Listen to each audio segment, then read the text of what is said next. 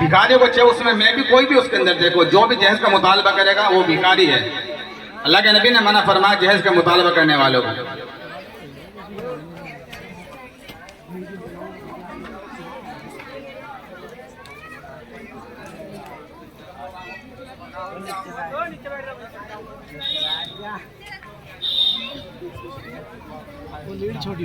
अस्सलामु अलैकुम वरहमतुल्लाहि वबरकातुहू। अम्मी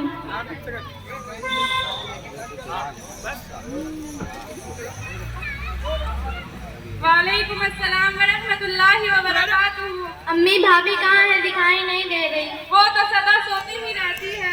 जब भी मैं ऑफिस से आती हूँ भाभी तो मुझे दिखाई ही नहीं देती। मैं इतना थकी हुई होती हूँ, मुझे एक गिलास पानी तक नहीं पहुँचती। ना वक्त पर खाना मिलता है, ना धुला धुलाया कपड़ा। और आज मुझे शॉपिंग पर जाना है और मेरे कपड़ों पे इस्त्री भी नहीं हुए। और आज मेरे ससुराल के लोग आ रहे हैं, सारा घर बिखरा पड़ा है। वो लोग आके देखेंगे तो क्या सोचेंगे। अम्मी तुम बहू बनाकर लाई हो या मालकिन? कहती है अपने और अपनी अम्मी के कपड़े खुद ही धोया करो। आखिर किस बात का गुरु है अम्मी? तुमने तो उसे सर पर चढ़ा रखा है, देखना एक दिन तुम बहुत पछताओगी। ठीक है बेटी, अभी उस चुड़ैल की खबर लेती हूँ। वो मेरी बेटी को इतना तकलीफ दे रही है और अपने आप को समझ क्या रखी है। अरे सना इधर आ। अस्सलामु अलैकुम वरहमतुल्लाहि वबरकातुहू। वालेकुम अस्सलाम वरहमतुल्लाहि वबरकातुहू। अम्मी क्या बात है? चल बड़ी आई अम्मी की बच्ची, मैंने तुम्हें बहू बनाकर लाया है या मालकिन?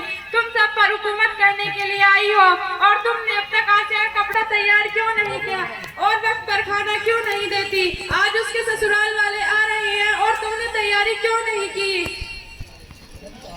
दिन भर महकम में लगी रहेगी तो खाना कैसे पकाएगी? हाथ काले पड़ जाएंगे ना, बर्तन कैसे धोएगी? हाथ घिस जाएंगे ना अम्मी।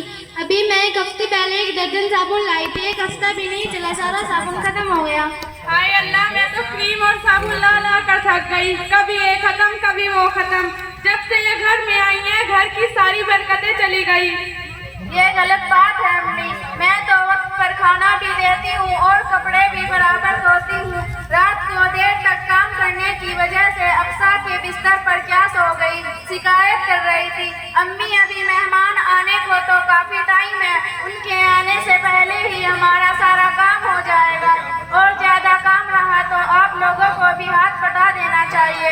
और साबुन और क्रीम की बात रही तो आपका बेटा खुद ही कहता है कि जरा बंधन के रहा करो, अकेले में थोड़ी ना इतना इस्तेमाल कर लेती हूँ। आप और आपकी बेटी भी तो इस्तेमाल करती है। अरे मनूस, तू कौन होती है मेरी बेटी के बारे में बोलने वाली? तेरा बाप लाकर देता है क्या? एक कौड़ी का सामान नहीं लाई। हमने समझा था आएगी करेगी खिलाएगी, मगर तुम तो पूरे घर पर कब्जा करने के लिए आई हो। मगर अब तेरा यहाँ कुछ नहीं होगा। तू आज अपने बाप को फोन करके बोल दे मुझे टीवी, फ्रिज और दहेज का सारा सामान चाहिए। 1 महीने के अंदर अगर सारा सामान नहीं लाई तो देख मैं तेरा क्या करूँगी। आने दे मेरे बेटे को, चल भाग यहाँ से। ये गलत बात है अम्मी। अब मैं उस बात से माफी चाहती हूँ। मेरे माँ बाप से जितना हुआ उन्होंने उतना ला कर दिया, अब मैं नहीं ला सकती। अस्सलामु अलैकुम वरहमतुल्लाहि वबरकातुहू। वालेकुम अस्सलाम वरहमतुल्लाहि वबरकातुहू। आइए बैठिए बहन। ये पार्टी वगैरह क्या है? भीख मांगने आए हैं क्या? और सोफा है, फ्रिज है, कूलर है। आप अपना सामान यहाँ पर रखिए और हम जा रहे हैं। रुक जाइए ना आपा। रुक जाइए ना अम्मी, हम जा रहे हैं।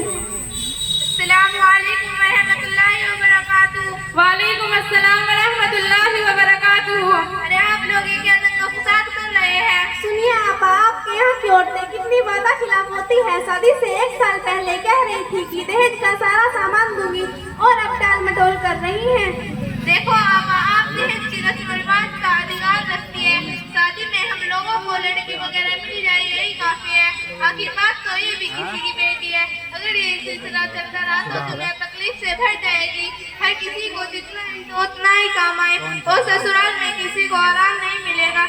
इसलिए कल के दिन हमारी भी बेटी नहीं जाएगी, उसे भी तकलीफ होगी, वो भी दहेज का ताना सुनेगी। इसलिए हमें सबसे पहले ये सोचना चाहिए कि जिसकी भी बेटी हम लाए हैं वो हमारी ही बेटी है। अगर अपने आने वाली बहू को बेटी समझेंगे तो कल के दिन हमारी भी बेटी बेटी समझी जाएगी। इसलिए मैं इन अपनी माँ और बहनों से गुजारिश करती हूँ कि अपने आने वाली बहू को बेटी समझे।